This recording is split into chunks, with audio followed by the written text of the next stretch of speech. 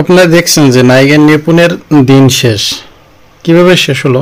দেখুন যে নায়িকা নিপুণ যে কথা বলল ডিপজলকে, তাতে কিন্তু এখন তার নিজের সদস্য পদই কিন্তু এখন বাদ হয়ে যাবে।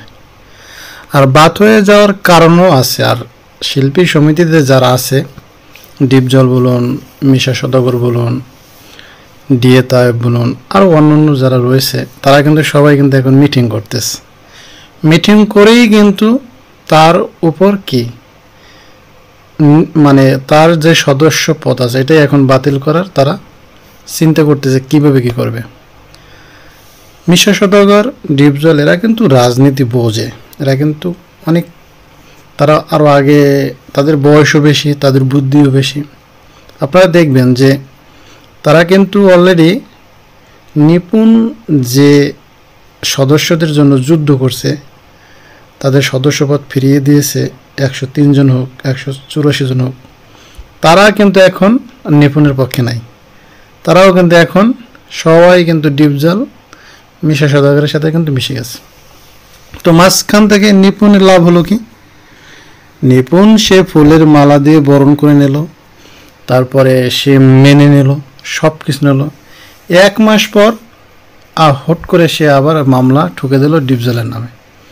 তো এটা তো মানে এখন সবাই কিন্তু নিপুণের বিপক্ষে চলে যাচ্ছে, কারণ সে কিন্তু ভুল করছে, এটা কিন্তু নিপুণেরই ভুল। কারণ আপনারা চিন্তা করুন যে তার তো এটা করার দরকার নাই।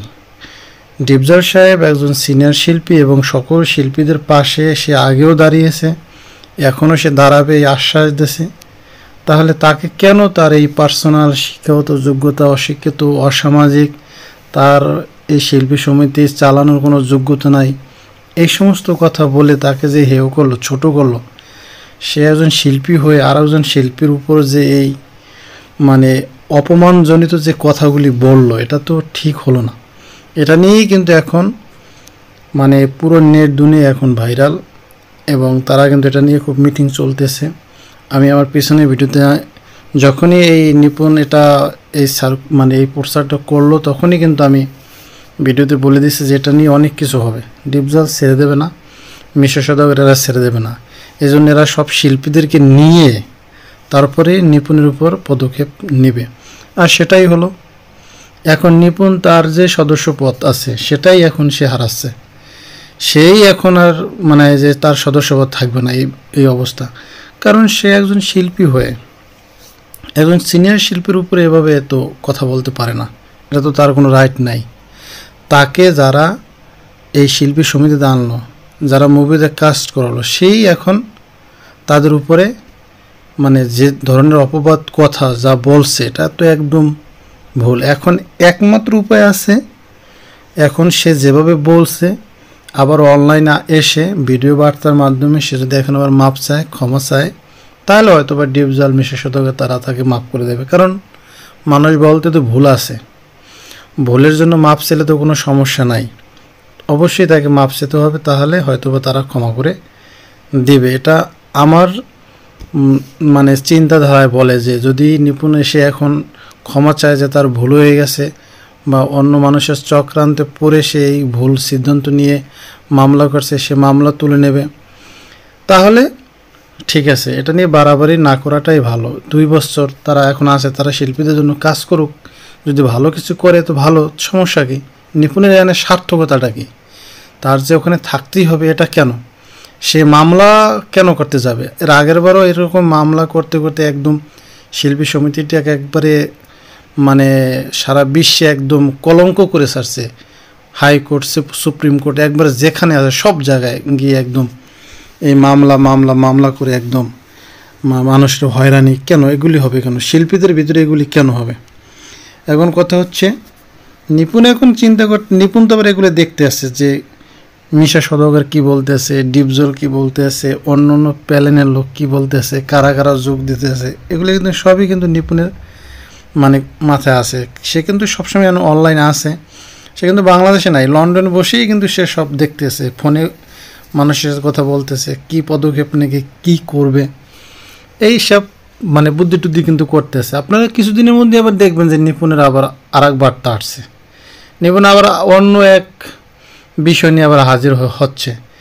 সেও কিন্তু ছেড়ে দেবে না, কারণ সে যে ডিপজলকে যে কথা বলছে এটা কিন্তু সে বুঝেই বলছে, যে কথা বলার পরে তার উপরে যে প্রেশার আসবে, এই ধরনের কিছু একটা হবে, সেটা কিন্তু সে বুঝছে। বোঝার পরেই কিন্তু সে একটি টেলিভিশনে এই ধরনের মন্তব্য করছে। এখন তারা আবার মন্তব্য করবে, এখন আবার সে চুপ আছে, আবার নিপুণ আবার মন্তব্য করবে, আবার এটা করবে, তার উকিল আছে তারাও উকিল নেবে, কেস করবে, মামলা করবে, কোর্টে যাবে, পুলিশ আসবে, এফডিসি বন্ধ হবে। এফডিসি তো একদম কি বলে, মানুষ যে শিল্পীদের উপর যে একটা ভালোবাসা বা একটা বিশ্বাস, একটা আত্মসম্মান বা যা ছিল সব শেষ হবে এই অবস্থা। আমার হিসাবে এই শিল্পী যে যতজন আছে এদের কারো হাতে এই ক্ষমতা না দিয়ে এটা সরকারের আন্ডারে নিয়ে সরকারি মানে ভালো লোক এখানে বসানো উচিত। শিল্পীরা তারা নিরপেক্ষ থাকবে, তারা অভিনয় করবে, কাজ করবে, টাকা পাবে, সেই বাসায় চলে যাবে। এফডিসিতে কারো আসারও দরকার নেই, কিছু করার দরকার নেই, শুধু এফডিসিতে আসবে শুটিং করতে। এফডিসিতে কোনো যদি শুটিং থাকে, কোনো যদি কাজ থাকে তাহলে আসবে, আর মাসে তাদের ফি দেওয়ার যে নিয়ম এটা সরকারের আন্ডারে চলে যাক। আমার হিসেবে এই এফডিসিতে এখন সরকারি লোক নিয়োগ দিয়ে সরকারের আন্ডারে এই নির্বাচন সব নিয়ে গিয়ে এটা করলেই ভালো হয়। এই শত্রুতা থাকবে না, এই একজনের মানে শিল্পীদের এই মান সম্মান হানি হবে না, কিছু হবে না, সরকারের আন্ডারে চলে গেল, সরকারের সব নিয়ম মাফিকভাবে সব কিছু করলো। কারণ আপনারা দেখবেন বাংলাদেশে অনেক অনেক মানুষ এখন তাদের চাকরি নেই বাকরি নেই, তারা কিন্তু অনেক শিক্ষিত পোলাপান কিন্তু ওই ঘুরতে আছে বেকার। আমার মনে হয় যে তাদের থেকে 10-15 জন লোক বা 150 জন লোক টোটাল এফডিসির ভিতরে মানে কাজ করলে তাদের মানে সরকার আন্ডার থেকে বেতন যাবে, বেতন পাবে, তারা শিল্পীদের সমস্ত সব কিছু দেখবে, শিল্পীরা অভিনয় করবে। কোনো শিল্পী এখানে নির্বাচনের কোনো দরকার নাই, আর মারামারির কাটাকাটির কোনো দরকার নেই, আর এই কেস মামলারও কোনো দরকার নেই, আর এর কুৎসা বলবে ওর কুৎসা বলবে, এগুলি কোনো দরকার নেই। এটা একদম সরকারের আন্ডারে চলে গেলে আমার মনে হয় সব থেকে ভালো হবে। তো বন্ধুরা, এই তো আমি আপনাদেরকে বললাম, যদি আপনারা একমত হন তাহলে অবশ্যই কমেন্ট করে জানাবেন। এখন দেখুন, চোখ রাখুন যে নিপুণ আবার কী বার্তা নিয়ে আসে, সে আবার কি আউল বাজায়, সে আবার ডিপজলের বিরুদ্ধে কী করে, মিশার বিরুদ্ধে কী করে। সে যে শিল্পীদেরকে ফিরিয়ে আনছিল তারা তো তার সাথে নাই, এখন নিপুণ হ্যাকা হয়ে গেছে। আমার তো মনে হয় মাপ টাপ চাওয়াই সব থেকে ভালো হবে। মাপ না চাইলে বোকামি করবে, যে বোকামির জন্য পরে খেসারত দিতে হবে, এটা করলে সব থেকে ভালো হয়। তো এই তো আমি আপনাদেরকে মানে আমার যেটা আইডিয়া মানে যেটা এখন হচ্ছে সেটা জানালাম। তো সবাই ভিডিওটি না টেনে অবশ্যই দেখবেন। দেখা পরবর্তী ভিডিওতে। সবাই ভালো থাকবেন, সুস্থ থাকবেন। আল্লাহ হাফেজ।